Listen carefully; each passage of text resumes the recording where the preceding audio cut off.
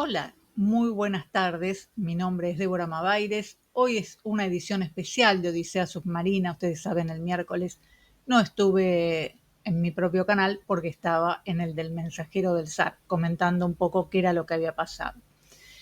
Y las imágenes que vimos ayer no son de otro país, lamentablemente son del nuestro y tampoco corresponden a otra época, aunque se parece. Son las de nuestro país, son de ayer y esto pasó en Argentina. Y me gustaría que quienes están viendo este canal y no son de Argentina puedan entender, después de lo que voy a comentar, qué es lo que está pasando. Porque vamos a analizar la brutal represión que vimos en las calles y probablemente vamos a poner algunas imágenes que son un poco impactantes. Y también vamos a mostrar cómo los grandes medios manipulan la información y tratan de instalar un clima de represión. Quédate, compartí este programa y sumate al debate. Me gustaría que dejes en tus comentarios a ver qué te parece lo que sucedió, lo que estamos viendo y lo que estamos viviendo.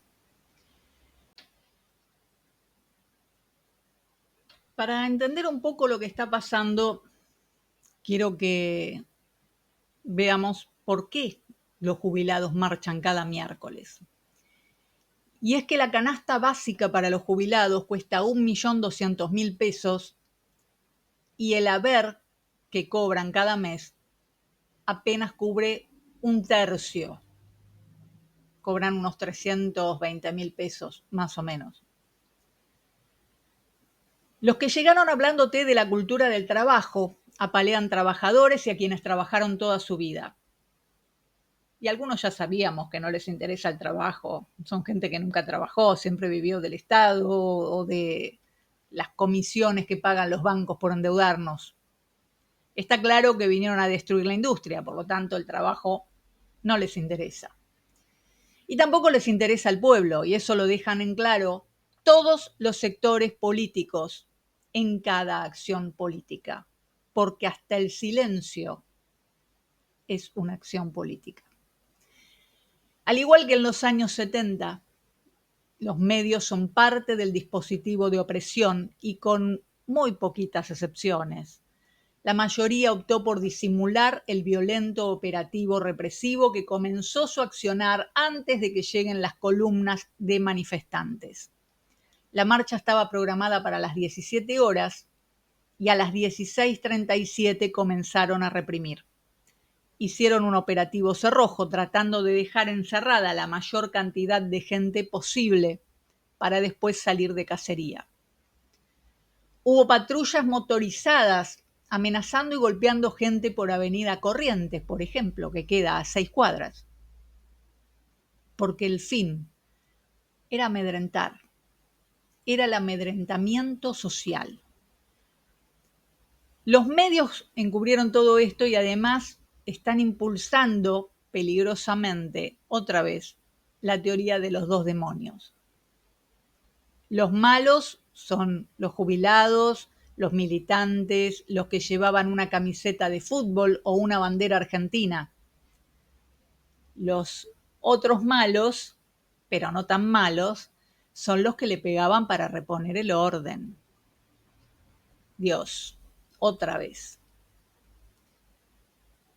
Y así vemos como la imagen que todos vimos de un policía pegándole en la cabeza a una mujer de 87 años y desmayándola con el golpe,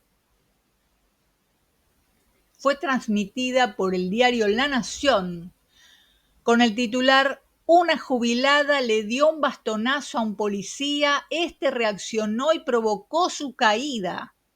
Resultó herida por un fuerte golpe en la cabeza. Dan asco. Este gobierno que ayer apaleó y gaseó a los jubilados es el que le recortó los medicamentos que tenían gratuitamente al mismo tiempo que liberaba el precio de los remedios, pero no les aumentó los saberes. La canasta de medicamentos habituales entre la gente mayor aumentó 360%. La inflación aumentó 125%. A los jubilados se les aumenta 3, 4 veces por año y el último aumento fue en diciembre y le aumentaron 2,6%. Además, les mantiene congelado desde hace 15 meses un bono de 70.000 pesos que hoy te lo puede dar y mañana te lo puede sacar, porque no es parte del haber. Y como para más humillación, los jubilados de este país se tuvieron que bancar que el presidente festejara con un asado vetar la ley que les daba un aumento de 15.000 pesos, con lo que a duras penas hoy podrían comprar un kilo de carne. También hay que decirlo, en el momento en que lo vetó, hubieran comprado 2 kilos de carne. Pero así es la inflación en este país. Ayer fui haciendo zapping por los canales mientras se desataba la cacería. Los conductores de los programas, salvo alguna excepción, revoleaban consignas de guerra. Hay dos bandos claramente definidos. Otro decía que eran delincuentes que iban a provocar disturbios y a provocar a la policía. Y no faltó el que directamente apelara a la supuesta ilegalidad de pertenecer a un partido político opositor. También apareció hoy, tarde como siempre, Horacio Rodríguez Larreta, diciendo siempre a favor de la democracia y en contra de toda violencia, venga de donde venga. Pero no lo escuché decir nada cuando se nombraron jueces por decreto. De hecho, se nombraron cuando su jefe político estaba en buenas migas con él y ahora se vuelven a nombrar por decreto. Y tampoco lo escuchó, o sea que la democracia tampoco le importa mucho. Y la violencia ni hablar. Él es el que armó la policía de la ciudad, que varias veces vimos romperle la cabeza a las enfermeras, por ejemplo, a quienes les sacó su estatus de personal de salud y las puso como personal administrativo, o a las maestras docentes, a las maestras jardineras. Lo vimos organizar la represión en el hospital Borda, por amor de Dios. ¿De qué habla, señor? Si usted es parte del problema. Patricia Bullrich tuvo otra forma de organizar también el discurso desde el principio.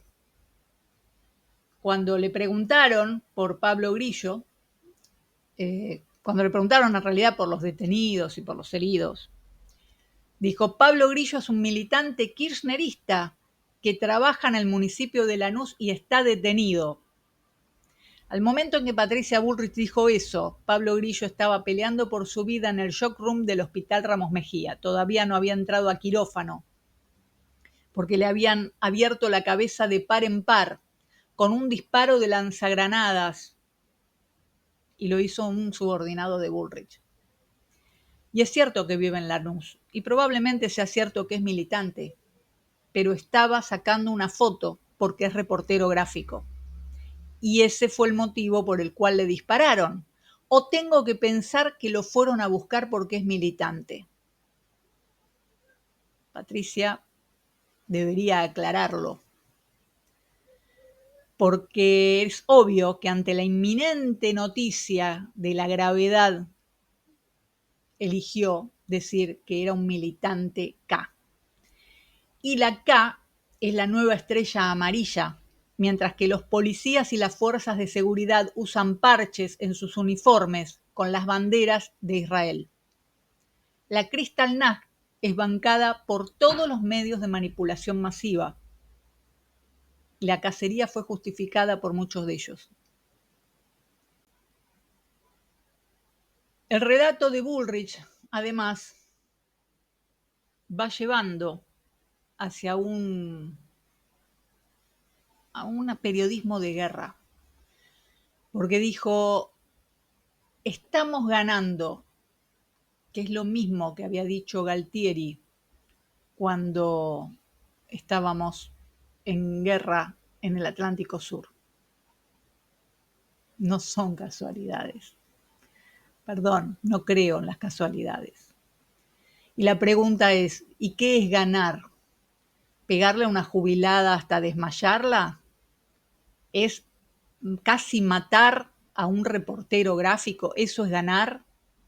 Entonces la guerra es contra el pueblo, la guerra es contra los trabajadores, la guerra es contra los jubilados. Es eso, lo está diciendo. No sé qué más hace falta para que lo entienda el resto del mundo. Pero además hay un plan que es mucho más tenebroso, algo que están haciendo, porque cuando a vos te atacan a tus padres, tenés que salir en defensa, tenés que asistirlos, tenés que ayudarlos a sobrevivir. Y cuando te atacan a tus hijos, ya estás al horno. Y acá empezaron a atacar niños, al igual que como hacen en otros países lejanos, en el Medio Oriente, por ejemplo. Durante la anterior gran represión que vivimos, que fue el 11 de septiembre de 2024, en la manifestación que se hizo contra el veto presidencial a la reforma, digamos, de los saberes para darle un aumento a los jubilados, una niña fue rociada con gas lacrimógeno por la Policía Federal. Fueron específicamente a tirarle gas, era gas pimienta, perdón, en la cara. Y no fue la única. Hubo otro chiquito que volvía con su mamá del pediatra y que al no poder pasar, tenía que pasar sí o sí, atravesar la plaza, y también le tiraron. Pero esa mujer no quiso hacer la denuncia, así que no tenemos los datos. El policía que le tiró gas pimienta en la cara a esta niña se llama Cristian Rivaldi y fue protegido por Patricia Bullrich y por el jefe de policía, Juan Rolé. Ayer fueron a buscar a 2 niños de 13 años que volvían del colegio con su mochila, su termo y su mate en la mano. La madre de uno de ellos relató: los chicos salían del colegio, un policía se tiró arriba del nene para ponerles precintos y lo tuvieron así por 2 horas. Gracias a un grupo de mamás que vieron toda la secuencia y se quedaron cerca de ellos, no les hicieron nada más. Recién a las 9 de la noche una mamá se pudo comunicar conmigo porque de los nervios mi nene no se acordaba ni el celular. Esto lo vemos en otros videos de otros países. Se los llevan secuestrados, los maniatan, les pegan. En septiembre, cuando pasó lo de la niña que le tiraron gas pimienta, hubo una acción deliberada del Ministerio de Seguridad a cargo de Patricia Bullrich por encubrir el accionar de la policía. Y hubo una acción deliberada de la Policía Federal de encubrir el acto de Cristian Rivaldi, porque lo que hicieron fue circular un video falso para decir que otro militante era el que le había tirado el gas a la chica. Por suerte eso se pudo dilucidar y se sabe que fue el policía. Pero además hay testimonios que dicen que este policía, cuando la gente después de tirarle gas pimienta en la cara caía, se acercaba y en el piso les volvía a tirar gas pimienta en la cara. Y eso ya no es disuasorio, suponiendo que no supiera usar el gas pimienta, sino que es tortura, porque está tratando de producir el mayor daño posible. Y estamos viendo por televisión cómo difunden las imágenes de la tortura mientras los periodistas del régimen te dicen que no existe. Esto es la doctrina del shock, lisa y llanamente. Estás viendo cómo la policía hace un cerco, un cerrojo para atrapar a los manifestantes, poder apalearlos, poder meterlos presos, y te dicen, los militantes fueron a golpear a la policía. Lo estás viendo y te dicen otra cosa. Eso es tratar de alienar a la población. Y esto es lo mismo que habíamos visto en los años 70. La denuncia por la chiquita gaseada se hizo en el Juzgado Criminal y Correccional número 9 a cargo del juez Luis Rodríguez. En realidad la denuncia se había hecho y fue sorteada y le tocó a este juez, que delegó la facultad de la investigación en el fiscal. Esto es una facultad que tienen los jueces, de delegarla en el fiscal. El expediente incluye cargos por delito de abuso a la autoridad, incumplimiento de los deberes de funcionario público, y la cadena de mando llega hasta Patricia Bullrich. El fiscal es Eduardo Tayano, el padre de un funcionario de Milei. Por eso la causa no avanzó, ni avanza, ni avanzará jamás. Tayano, aunque ponga cara de yo no fui, tiene las manos manchadas con la sangre que se vertió ayer en la Plaza de los Dos Congresos. Su inacción es la que permite que otra vez se vuelva a torturar menores. Su sueldo lo cobra religiosamente cada día 29 y por supuesto no paga impuestos a las ganancias. Mientras tanto, mientras su hijo cobra un sueldo en el Poder Ejecutivo, él cobra un sueldo en el Poder Judicial y tus hijos son los que están en peligro, solo por ir al colegio. El tema de los jueces ya es reiterado, porque Patricia Bullrich, por ejemplo, debería ya estar presa por el tráfico de armas a Bolivia durante la gestión de Macri. También por el asesinato de Rafael Nahuel en un operativo trucho donde fueron a matar. Y también por el asesinato y encubrimiento del crimen de Santiago Maldonado. Pero no está presa, porque los jueces fueron puestos por ellos, entonces nunca va a ir presa. El comisario general Luis Alejandro Rolé de la Policía Federal es el responsable de la represión de cada miércoles a los jubilados y también de la de ayer. Jorge Macri, el primo de Mauricio Macri, es el que dirigía la policía de la ciudad junto con el ministro de Seguridad Maximiliano Piñeiro. Pero acá hay un dato que no es menor. Maximiliano Piñeiro asumió un día antes de la represión, porque antes el ministro de Seguridad era Ezequiel Daglio y había asumido cuando sacaron a Diego Kravetz y lo pusieron en la CIDE, lo cual no es un tema menor. Ezequiel Daglio, por alguna razón que no informaron, renunció el día anterior a la marcha. Entonces fue reemplazado por Maximiliano Piñeiro, que llegó al cargo el día anterior, o sea que probablemente no participó de todo este armado. Y a los muchachos de la CIDE se los vio muy activos durante la marcha, así que suponemos que Kravetz, al igual que Neifert, que es el director de la CIDE, deben estar muy contentos.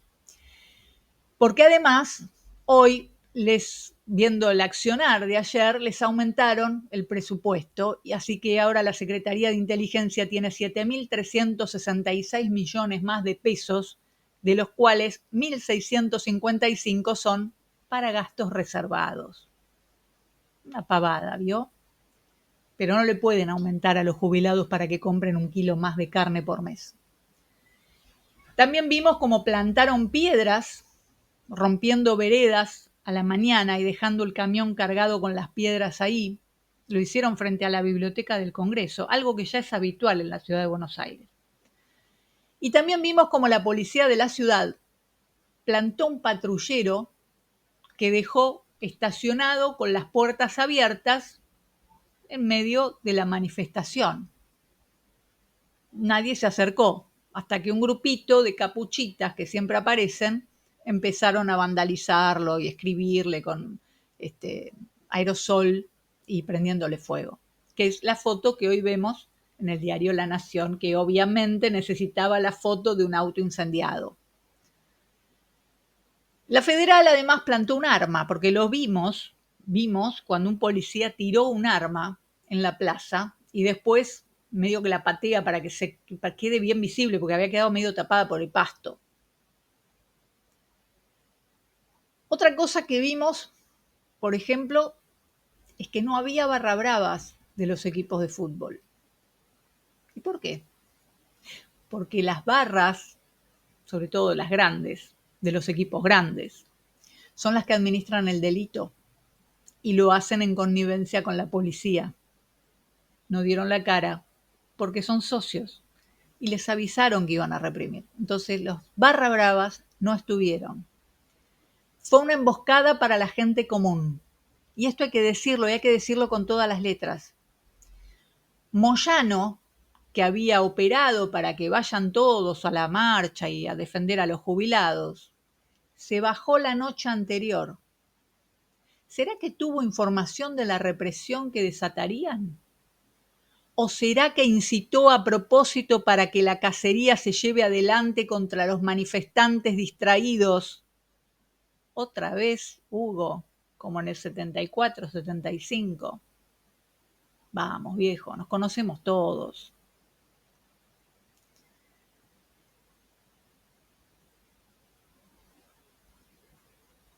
De todo este mamarracho hay que decir que hubo 120 detenidos y la jueza los dejó salir a eso de las 2, 3 de la mañana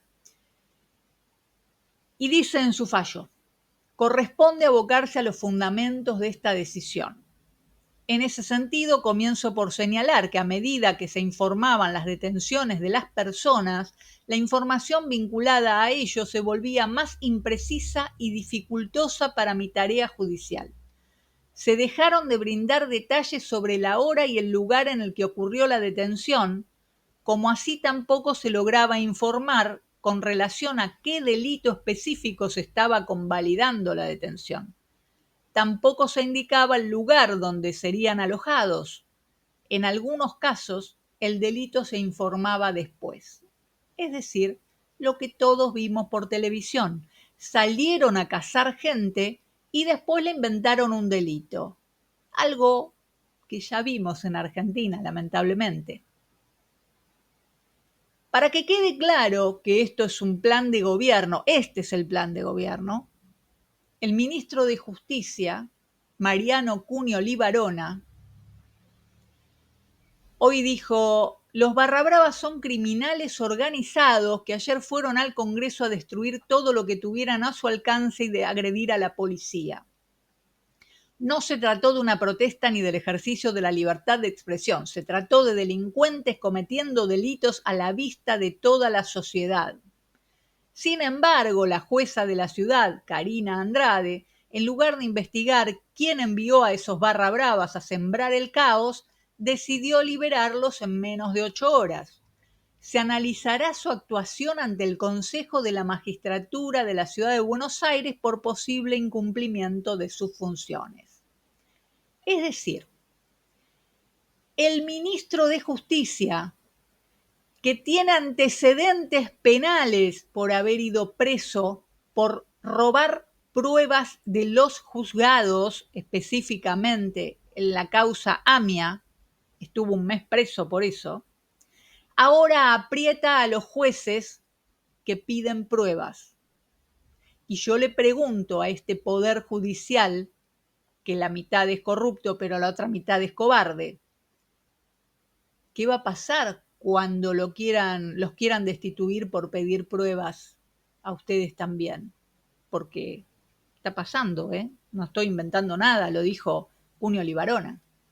Es el ministro de Justicia. Es alguien que ustedes conocen muy bien porque además daba clases en la universidad, ¿se acuerdan? Esto es lo que estamos viviendo. El gobierno de Milei está perdiendo el control. Y no es casualidad, porque el plan de saqueo ya está llegando a su fin, ya no hay más que saquear. Milei ayer fue a Bahía Blanca y lo insultaron.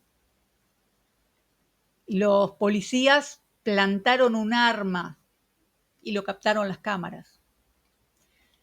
Le dispararon a la cabeza a un fotógrafo, le abrieron la cabeza a una mujer de 89 años.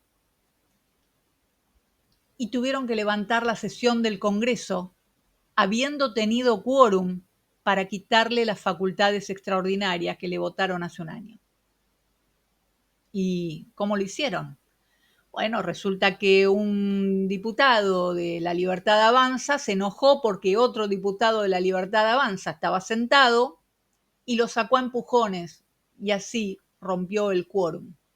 Pero la sesión ya estaba iniciada y según tengo entendido debió haber continuado, incluso cuando Adrián Menem, también implicado en la causa de la criptoestafa, debió haberla seguido, pero bueno, decidió levantarla por su cuenta una vez que se había iniciado, sin que nadie hable y sin que pasara nada, lo cual produjo un tole-tole ahí de griteríos y nada más, solo griteríos. Tampoco es que hubo violencia en el Congreso, violencia hubo afuera. Todo esto pasó en 24 horas. Milei ya no controla el dólar, no controla a su tropa, ni a las fuerzas de seguridad que responden directamente a Bullrich y al extranjero. No tiene control de nada y se lo hacen saber. Y la forma es que algunos esbirros, como Almirón, sacaron a empujones de su banca a un diputado porque querían evitar que le quiten las facultades extraordinarias. Pregunto, ¿para qué las quiere si no está haciendo nada? ¿Para qué quiere facultades extraordinarias? Bueno, eso es lo que tenemos hoy. Pero además esto recién empieza, porque al igual que vemos en Palestina, en Siria, en Líbano, cada vez que Bullrich puede, hace gala de la parafernalia que fueron importando desde Medio Oriente.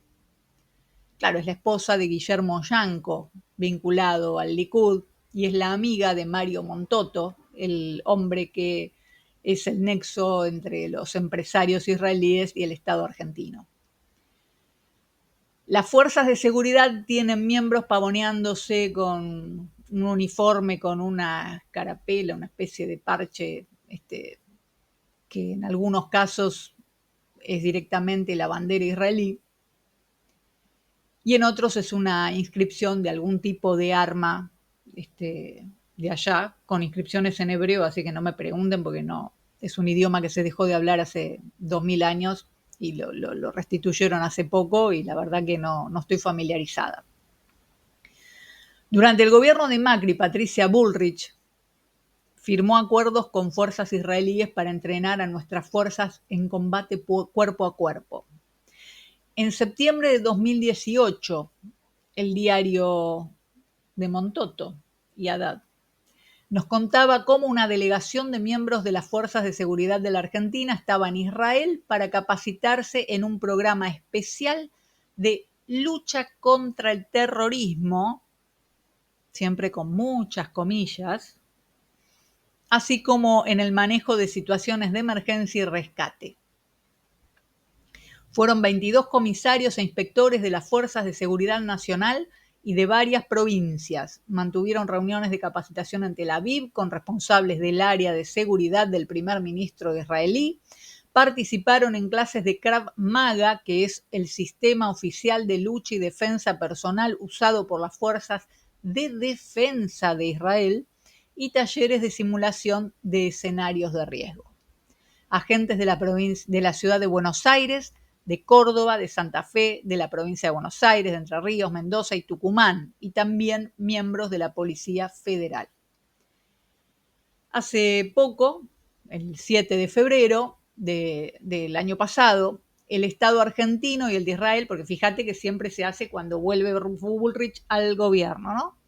El Estado argentino y el de Israel firmaron un acuerdo administrativo para implementar el convenio de seguridad social.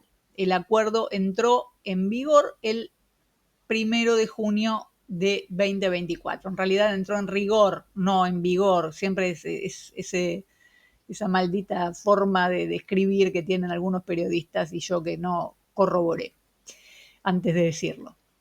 Así que bueno, también estuvo Luis Petri en diciembre, el ministro de Defensa, que visitó a su par israelí, que se llama Israel Katz, para reforzar la colaboración entre ambas naciones, la modernización de medios de las Fuerzas Armadas y, otra vez, la lucha contra el terrorismo. Hablaron de reequipamiento de las instituciones militares argentinas para los que las compañías israelíes estaban ofreciendo material. En el sector de armamento individual, la posible compra de una partida importante de fusiles de asalto para la fuerza terrestre. Y esta es la corrupción de la que nadie habla, la corrupción para matar.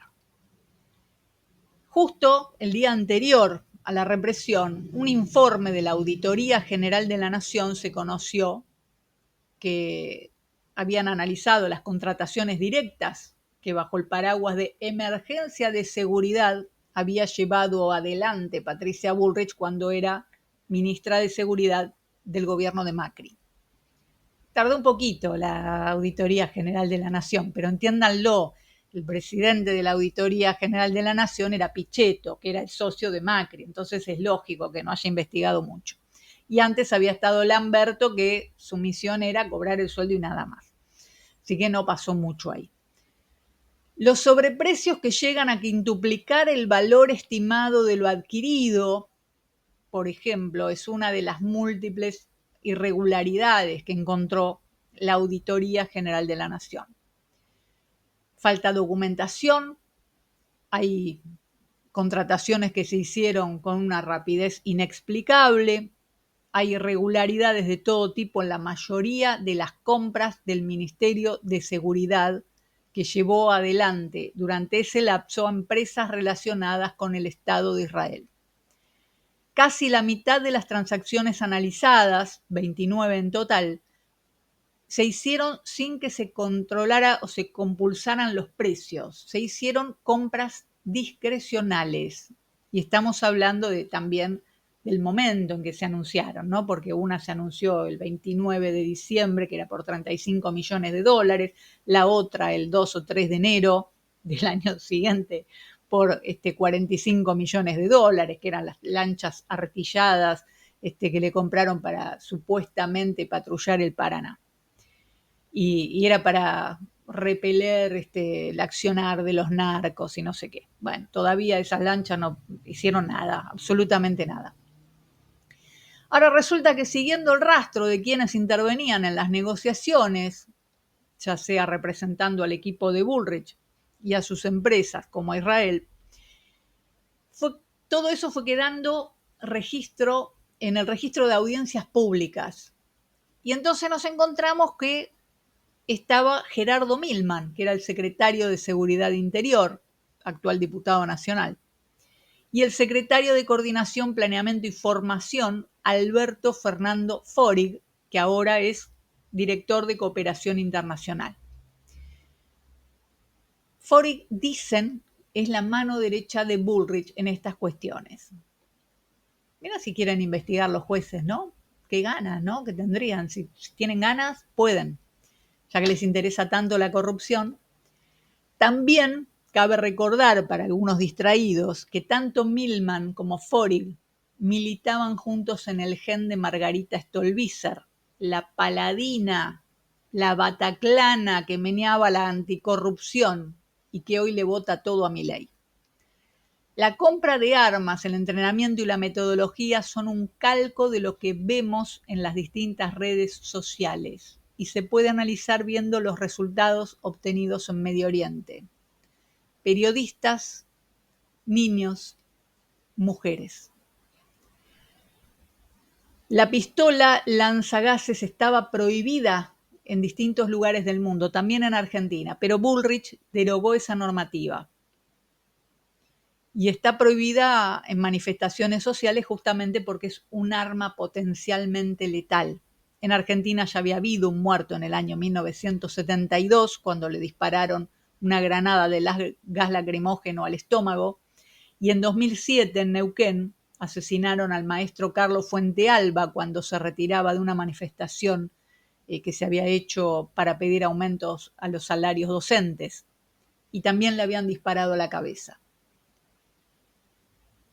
El policía que le disparó a Carlos Fuentealba tiene después de muchos años de juicio, qué sé yo, imagínate, esto fue en el 2007 y yo creo que hace poco que lo condenaron, fue condenado a prisión perpetua. ¿Qué, qué futuro le espera al que disparó ayer la granada contra Pablo Grillo? Sería bueno saberlo, ¿no? Porque ayer le dispararon, y lo vimos todos, a Pablo Grillo, cuando estaba haciendo una foto solo en medio de la calle. No había nadie alrededor, no había nadie haciendo ningún desmán, por lo menos a varios metros de él. Le dispararon directo a la cabeza, y en el video, que está a continuación, lo pueden ver. Alguien se tomó la molestia de hacer el recorte haciéndolo más lento para que se vea la trayectoria del proyectil.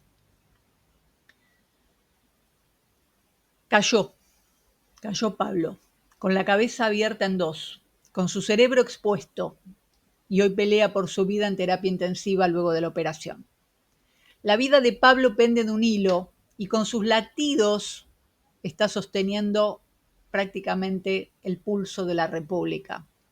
Una República agonizante, ya sin división de poderes, con un gobierno autoritario, con una criminal al mando de las fuerzas de seguridad, que jamás fueron confrontadas por sus crímenes previos, ni los de los 70, ni los de los 80, ni de los 90, ni ninguno, con un poder judicial intervenido por el poder ejecutivo, con una sociedad harta de violencia, de hambre y de muerte. Los mismos apellidos, las mismas corporaciones, los mismos medios justificando el ajuste, la represión y el saqueo. Nos dicen que la crisis es inevitable, no hay alternativa, que la protesta social es un delito, que hay que resignarse. Nos cuentan una versión editada de la realidad. Pero la pregunta es, ¿vamos a aceptar este relato otra vez? Vamos, las imágenes hablan por sí solas. La historia no se repite exactamente, pero rima bastante bien. Te dejo la inquietud. Seguí informándote, compartí lo que los medios callan, sacá tus propias conclusiones, porque cuando nos quieren hacer creer que no hay futuro, el primer acto de resistencia es pensar. Chao, te espero la próxima.